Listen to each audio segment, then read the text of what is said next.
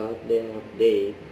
Happy holiday and Merry Christmas sa family Bernardo at family Porterson. Kasama nila ang kanilang family this Christmas.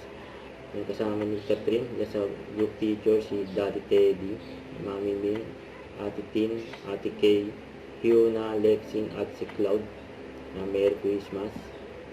Kay Alda naman, ang Daddy Bay, Lola Linda, Angel, Ate April, Risa at yung boyfriend niya. Kulang dito si Lolo Dante. Merry Christmas. Ating pabati ng kapit. So ako po si Alden Richard at binabati ko kayo na maligayang Pasko at manigong bagong taon. Hi, this is Catherine. Gusto ko lang kayo batiyan ng Merry Christmas and Happy New Year. Yan, hello po mga kapuso. Ako po si Alden Richard at binabati ko kayo na maligayang Pasko at manigong bagong taon. Hi, this is Catherine. Gusto ko lang kayo batiyan ng Merry Christmas and Happy New Year. Ito naman yung IG story ni Catherine. Ang ganda pa nga ng Christmas tree.